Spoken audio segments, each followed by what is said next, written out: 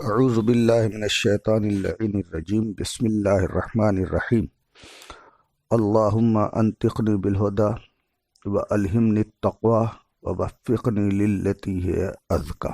محترم ناظرین کرام، آج ہم دوبارہ آپ کی خدمت میں شمیم معرفت یعنی شرح جامع کبیرہ کے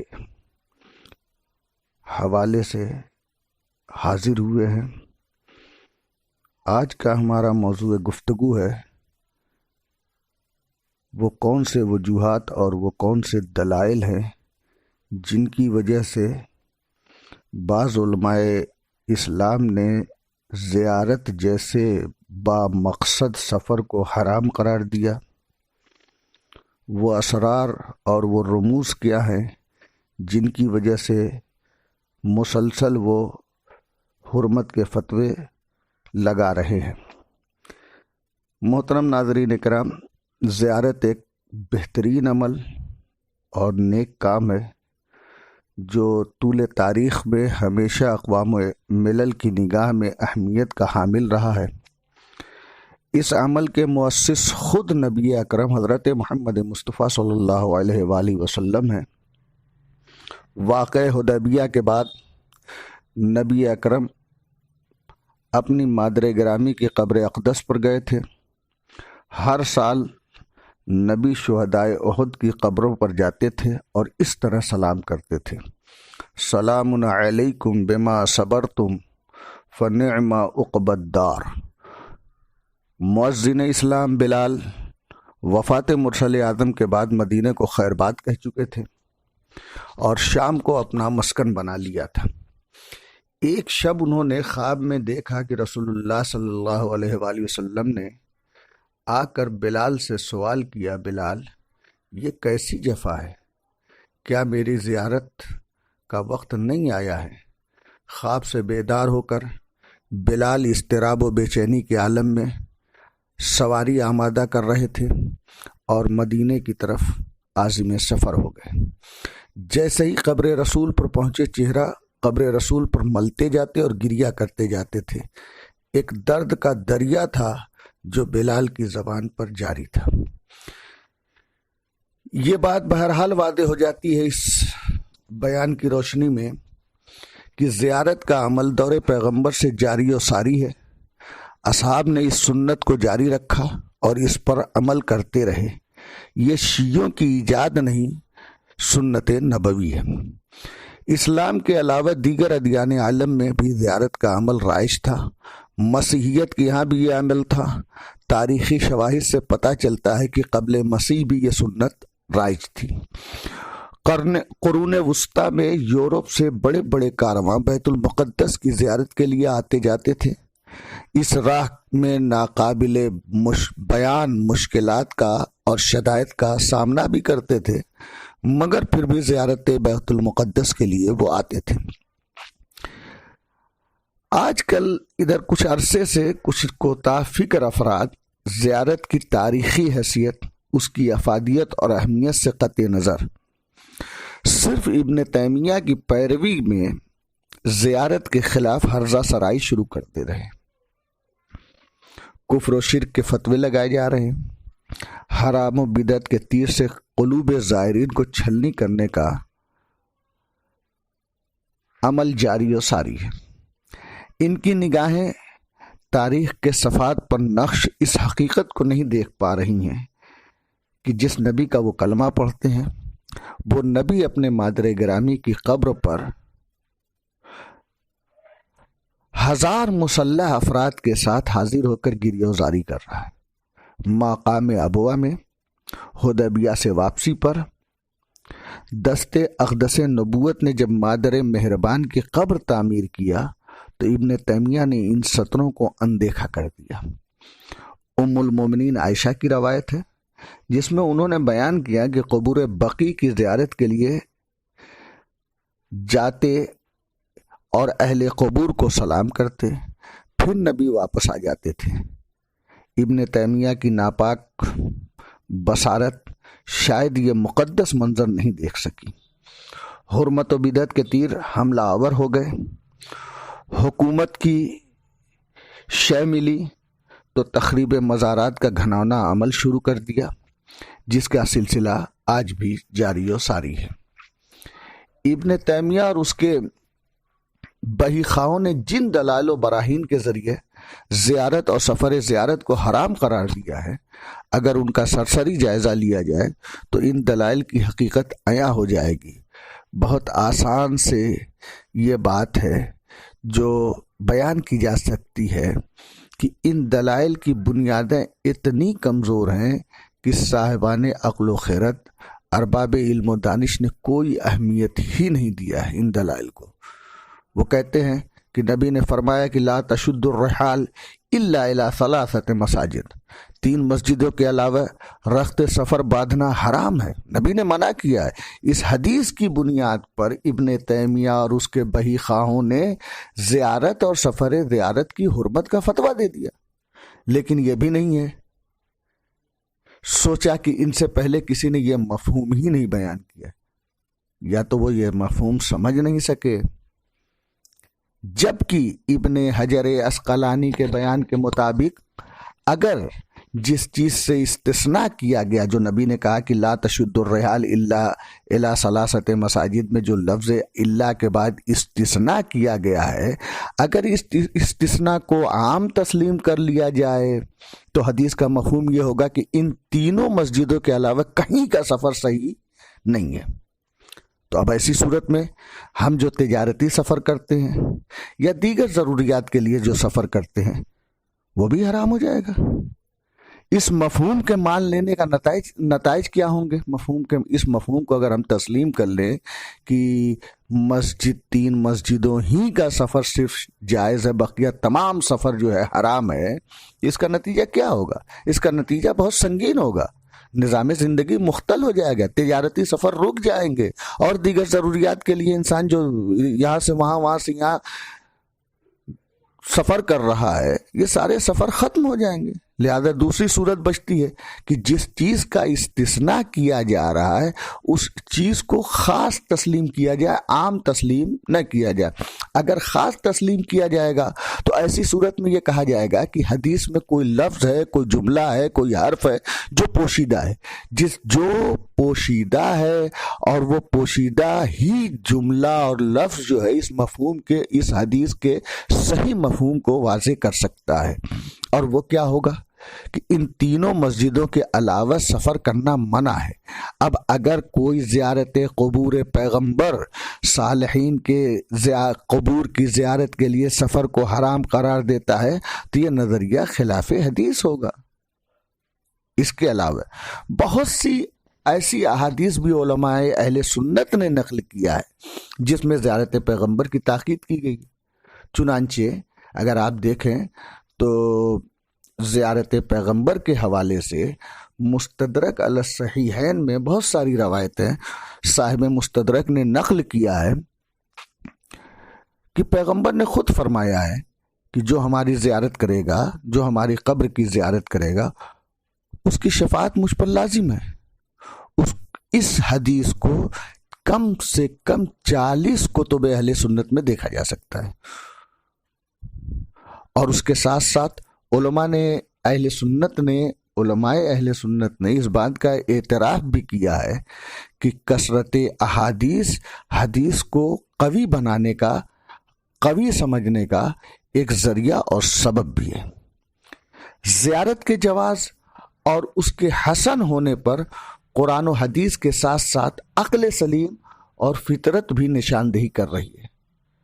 ضرورت ہے کہ انسان اس فطرت کی آواز پر کان دھرے۔ جناب ابو ذر کا بیان ہے کہ پیغمبر نے مجھ سے فرمایا کہ قبروں کی زیارت کرو کہ یہ آخرت کی یاد کا ذریعہ ہے۔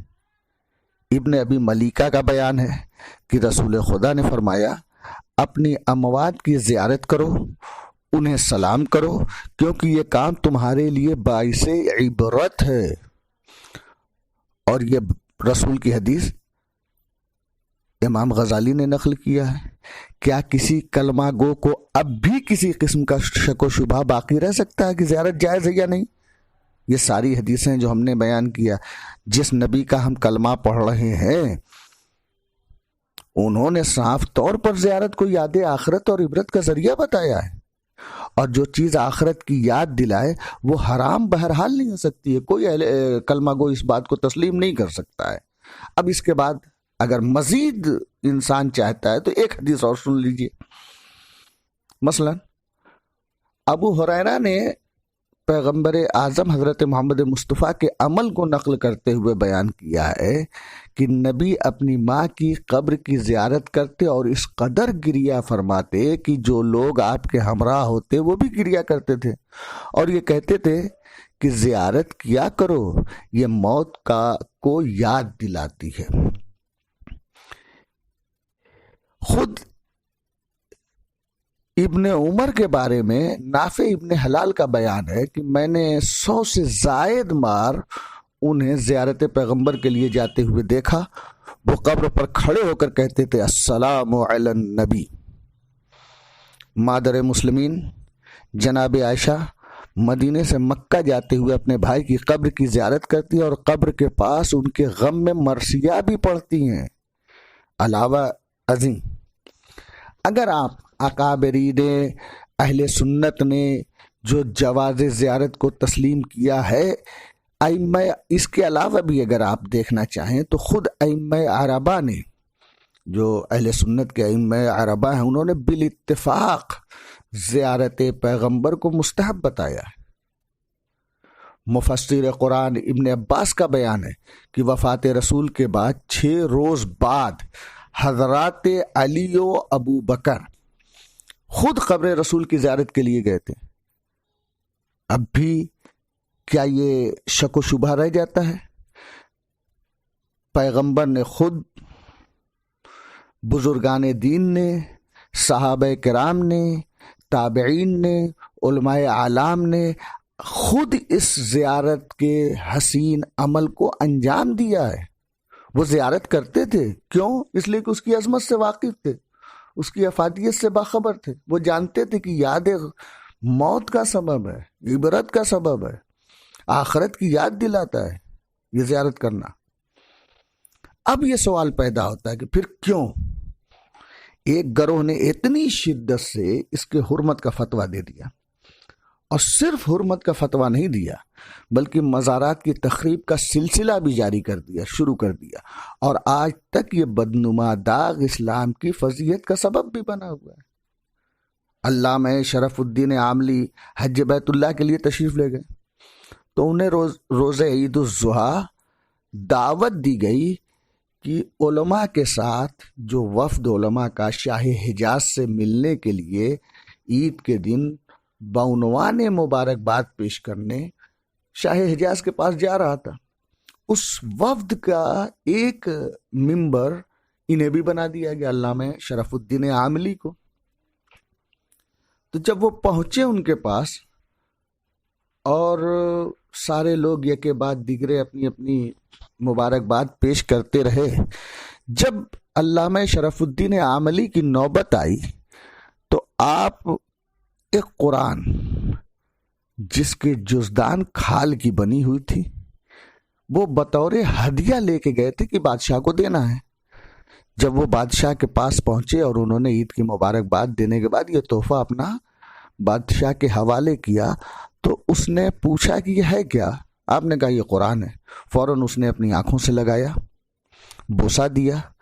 علامہ عاملی نے فوراً فرمایا اے بادشاہ حجاز، آپ بوسہ دے رہے ہیں جبکہ یہ صرف ایک کھال ہے اور کچھ نہیں؟ بادشاہ نے جواب دیا میں اس کھال کا احترام نہیں کر رہا ہوں، اس قرآن کا احترام کر رہا ہوں جو اس میں ہے۔ یہ سن کر فوراً مسکرا کر علامہ نے جواب دیا اے شاہ حجاز، ہم جب خانہ نبی کے در و دیوار کو چومتے ہیں تو مقصود لکڑیاں نہیں ہوتی ہیں، ہم بھی اس عظیم ہستی کی تعظیم کرتے ہیں جس کو کائنات کا ہادی اور رہنما بنایا گیا ہے۔ یہ سن کر مجمع سے نعرے تکبیر کی آواز بلند ہو گئی اور بادشاہ نے زیارت کی اجازت بھی دے دیا، مگر اس کے چلے جانے کے بعد پھر پابندیاں لگا دی گئی۔ جس کا صاف اور واضح مطلب ہے کہ زیارت کی حرمت کی بنیاد پر آج نجد و حجاز میں ان مقدس مقامات پر جانے سے نہیں روکا جاتا ہے، بلکہ بات کچھ اور ہے۔ اگر دیکھا جائے تو حرمت زیارت کا فتویٰ اور پھر اسی کی آڑ میں اسلامی آثار اور مذہبی مقامات کی تاراجی دراصل اسلام دشمن سازشوں کا نتیجہ ہے اور حصہ ہے، جس کو عملی جامہ نجدیوں نے پہنایا ہے، اور لشکری امداد عرب کے شہنشاہوں نے فراہم کیا۔ استعمار و استکبار کی ہمیشہ سے یہ کوشش رہی ہے کہ حقیقی اسلام کے ماننے والے افراد کسی بھی میدان میں ترقی نہ کر پائیں اور ہمارے دست نگر بنے رہیں۔ اسی مقصد کو پائے تکمیل تک پہنچانے کے لیے استعمار اور استکبار کے اشارے پر پرتشدد تکفیری تحریکوں کو جنم دیا گیا، ان کو استحکام بخشا گیا، اور اس گروہ نے اپنے مقاصد کے حصول کے لیے قتل و خون، تخریب و تاراجی کا سہارا لیا، اسلامی دنیا کے شیرازے کو بکھیر دیا اور خود کو قوی کرنے کا ہر وہ حربہ استعمال کیا جو ان کے تصور اور خیال میں آیا۔ صہیونیزم امت اسلامیہ کے اتحاد و اتفاق کو اپنی موت سمجھتا ہے۔ وہ جانتا ہے کہ اگر ایک ساتھ ان لوگوں نے زندگی بسر کرنا شروع کر دیا تو ہمارا منصوبہ ناکام ہو جائے گا۔ کسی نے بڑی اچھی بات کہی ہے کہ پرتشدد وہابیت استعمار و استکبار کا آخری کارڈ ہے جو اس نے بساط پر پھینکا ہے۔ وہ کسی بھی حال میں یہ بازی ہارنا نہیں چاہتا۔ یہ استعمار وہ چاہتا ہے کسی بھی حال میں ہم کو یہ بازی جیتنا ہے۔ ڈاکٹر عماد جو پہلے وہابی مسلک سے وابستہ تھے، پھر مذہب بدل کر شیعہ دائرہ اسلام میں آ گئے اور شیعہ فرقے سے وابستہ ہو گئے۔ انہوں نے لکھا کہ وہابیوں کی کتاب میں مارکسزم، بہائیت، اسرائیلی تفکرات کے حوالے سے کوئی کتاب آج تک نظر نہیں آئی۔ صرف جو کتابیں لکھی جا رہی ہے وہ مسلمانوں کے کسی نہ کسی فرقے کے خلاف ہے، کسی نہ کسی ایک مذہب کو ٹارگٹ کیا جا رہا ہے۔ ان کے فتاوے اسرائیلی ہرکاروں سے متاثر اور ان کے منافع کی خاطر ہوتے ہیں۔ مغربی علماء کی تنظیم کے رئیس مولوی خداداد صالح کے مطابق سلفی تحریک کے بڑھتے ہوئے عملی اقدام اسلام و مسلمین کے خلاف ہو رہی سازشوں کا حصہ ہیں۔ اس کا مقصد اسلام کی بنیادوں کو کمزور کرنا ہے، جو استعمار کی ہمیشہ سے سازش رہی ہے۔ آج اگر عربستان کی سرزمین پر عاشق رسول سے توسل کرتا ہے تو نجدی پولیس اس کو روکتی ہے اور یہ کہتی نظر آتی ہے کہ رسول دنیا سے چلے گئے، اب کیا سنیں گے۔ یہ در حقیقت مروانی سازش ہے جس کو آل سعود زندہ کیے ہیں۔